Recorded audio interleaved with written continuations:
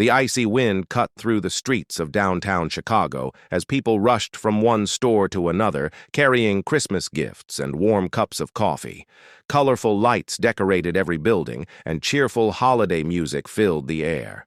It looked like a perfect winter evening, unless you happened to be the man sitting alone beneath an aging bus stop. Jack Turner, a 67-year-old U.S. Army veteran, pulled his worn military jacket tighter around his shoulders. His hands trembled from the cold, but he still greeted every passerby with a kind smile. A small cardboard sign rested beside him. U.S. Army veteran, anything helps, God bless. Most people never looked at him. Some avoided eye contact. Others walked past as if he didn't exist. Jack wasn't always homeless.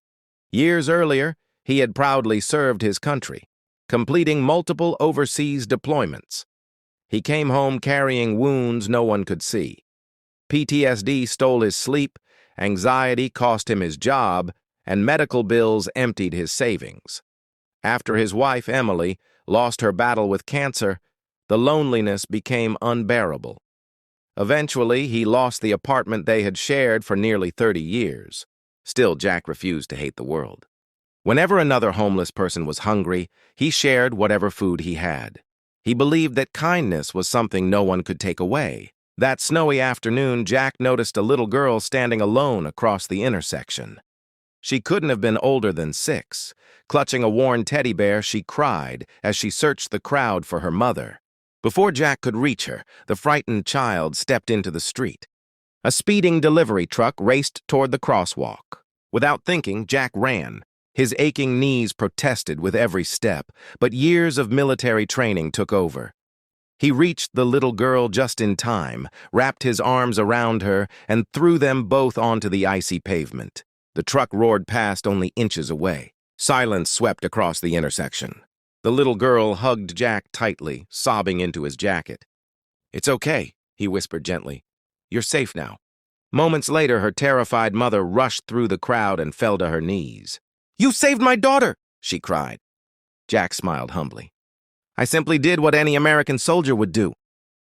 Around them, dozens of strangers had already begun recording the moment on their phones, completely unaware that by the next morning, the homeless veteran everyone had ignored would become America's newest hero.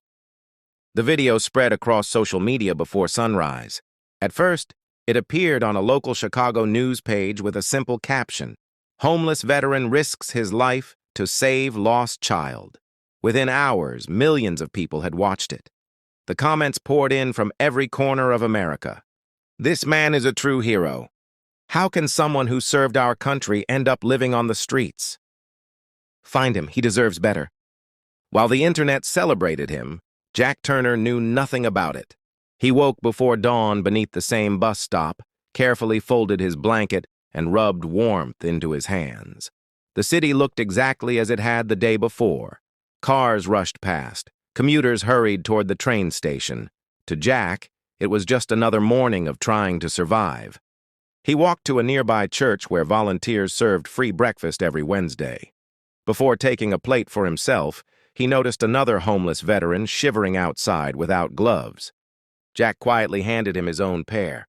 "You need these more than I do," he said with a gentle smile. The man stared at him in disbelief. "But what about you?" "I'll be all right," Jack replied. "I've made it through colder winters." Several blocks away, television crews were searching the city for the mysterious veteran from the viral video.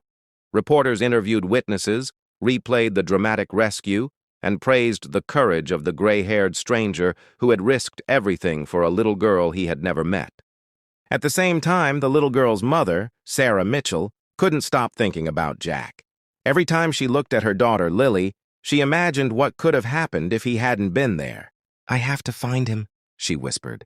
She gathered Lily, whose teddy bear was still tucked safely under her arm, and returned to the same intersection where the rescue had happened. Hours passed before they finally spotted Jack sitting quietly on the same bench, feeding pieces of bread to a flock of pigeons.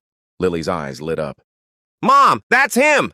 She ran toward Jack without hesitation and wrapped her tiny arms around him. "You saved me," she said softly. Jack smiled, his weathered face brightening for the first time in years. I'm just happy you're safe, sweetheart. Sarah fought back tears as she handed him a warm cup of coffee and a thick winter coat. It's not enough to thank you, she said. But please, let me help. Jack looked at the coat for a long moment before accepting it. I appreciate your kindness, he said quietly. More than you know. Neither of them realized that another camera across the street had captured the heartfelt reunion. By evening, America wasn't just talking about the homeless veteran anymore. The entire country wanted to change his life forever. Jack had never liked attention. The next morning, he returned to the same church for breakfast, hoping life would settle back into its familiar routine. But the moment he stepped inside, conversation stopped. People turned toward him, whispering to one another. That's him! The veteran from the video! A volunteer walked over and smiled warmly. Mr. Turner, your breakfast is already paid for. Jack looked confused. By who? The volunteer pointed toward the door, but whoever had paid had already left. For the first time in years, strangers weren't looking at him with pity. They were looking at him with respect. Meanwhile, news stations across America continued sharing his story. Veterans organizations praised his courage, and thousands of people flooded social media asking how they could help. Donations began appearing online from complete strangers. Some gave $5, others gave hundreds. Many simply wrote, "Thank you for your service." Jack still knew nothing about it. Later that afternoon, Sarah Mitchell arrived with Lily at the bus stop where Jack usually stayed. This time, they weren't alone. A local television reporter stood nearby, hoping to interview the man everyone was calling America's forgotten hero. Sarah approached slowly. Jack, she said gently, would you let us buy you dinner? Jack hesitated. He wasn't used to accepting kindness. You've already done enough. Sarah smiled. No, Jack, you saved my daughter's life. We can never repay that debt. Lily stepped forward, holding a small paper bag decorated with crayons and stickers. I made this for you. Inside was a handmade Christmas card.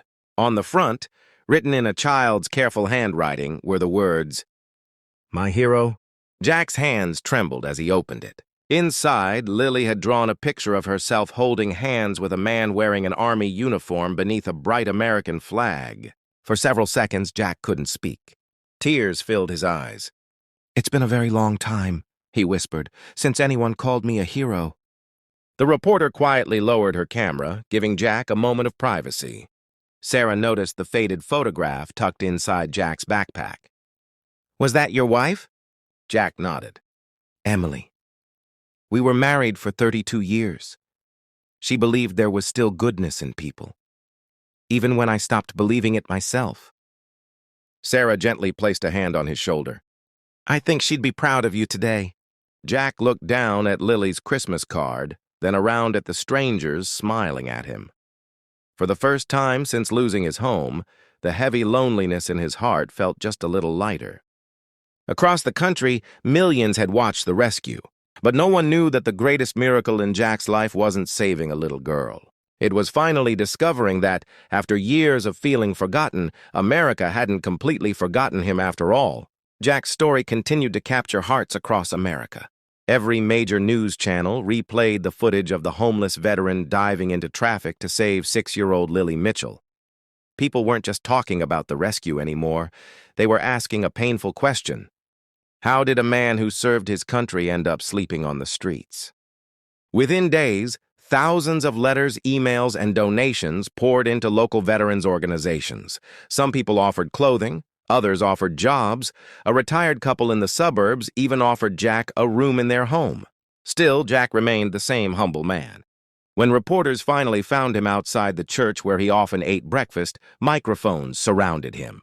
Jack, how does it feel to be called a hero by millions of Americans? He smiled politely. There are thousands of veterans who deserve that title more than I do. Some never came home. Others are still fighting battles people can't see. If you really want to thank me, don't forget them. His words spread across television and social media even faster than the rescue video. That evening, Sarah invited Jack to dinner at her family's home. At first, he politely refused. I don't want to be a burden. You aren't a burden, Sarah replied. You're family now. For the first time in years, Jack sat at a dining table instead of a park bench. The smell of homemade pot roast filled the house. Lily couldn't stop smiling as she helped set the table. "I saved your seat," she said proudly. Jack looked around the warm dining room, almost forgetting what it felt like to be inside a real home. Before they ate, Sarah asked if he would say grace. Jack lowered his head. "Lord, thank you for reminding me that kindness still exists. Please watch over every veteran spending tonight without a home, and bless every family willing to open their hearts to others. Amen." When he looked up, Sarah quietly wiped tears from her eyes. After dinner, Lily disappeared into her bedroom and returned carrying a small wrapped box. "It's your Christmas present." Jack slowly opened it. Inside was a brand new leather wallet. Tucked into the first pocket was a handwritten note. "So you'll always have a place for family pictures." Jack gently removed the old photograph of Emily from his worn backpack and placed it inside the new wallet. For a moment, he couldn't speak. "It feels like she's sitting here with us," he whispered. Sarah smiled softly. "I think she'd be happy knowing you're not alone anymore." Outside, snow continued to fall over Chicago. Inside that warm house, surrounded by laughter and kindness, Jack realized something he hadn't believed for a long time. Sometimes the greatest rescue wasn't pulling someone from danger. Sometimes it was being pulled out of loneliness by people who chose to care. The dinner with Sarah and Lily changed something inside Jack that he hadn't felt in years: hope. For the first time in a long while, he woke up believing tomorrow might be different. The next morning, Sarah pulled into the church parking lot just as Jack finished breakfast with several other veterans. She stepped out of her car carrying a folder and a warm smile. "I have something I'd like you to see," she said. Inside the folder were dozens of printed pages. "What are these?" Jack asked. "Messages," Sarah replied, "from people all over America." Jack slowly turned the pages. A fourth-grade class in Texas had written thank you letters. A retired Marine from Virginia mailed a challenge coin with a note that read, "One soldier never stands alone."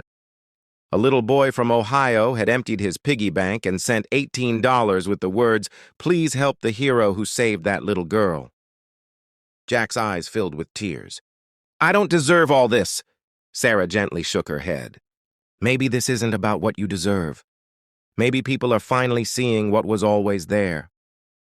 Just then, a black SUV pulled into the parking lot. A middle-aged man in a navy blazer stepped out and introduced himself. "My name is David Collins. I own Collins Construction." Jack immediately stood and offered a handshake. "It's an honor to meet you, sir." David smiled. "No, Jack, the honor is mine." He explained that he had watched the rescue video with his employees. Many of them were veterans themselves. "I know you're 67, David said, "and I'm not offering charity, I'm offering dignity." Jack looked confused. "We need someone to mentor our younger workers, teach them responsibility, teamwork, and leadership.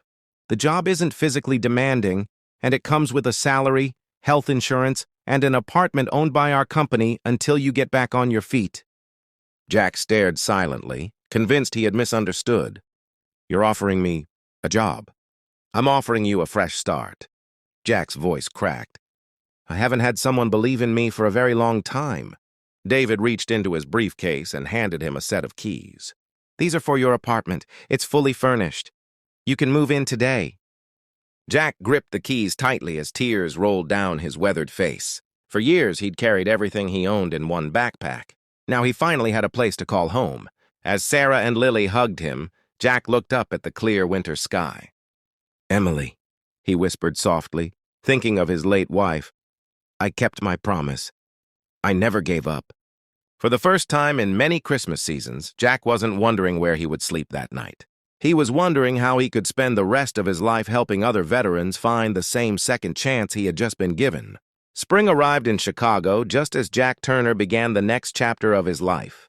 The small apartment provided by Collins Construction wasn't luxurious, but to Jack, it felt like a palace. Every morning he made his bed with military precision, brewed a cup of coffee, and stood by the window watching the city wake up. For the first time in years, he had a key in his pocket, a steady job, and a place where he truly belonged.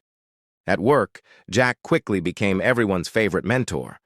The younger employees admired his discipline, honesty, and quiet leadership. Whenever someone made a mistake, Jack never raised his voice. "Every problem has a solution," he would say. "Panicking has never fixed anything." His words reminded many of them of the fathers and grandfathers they had lost. One afternoon, David Collins called Jack into his office. "I've been thinking," David said. "You've changed this company more than any manager ever has." Jack smiled modestly.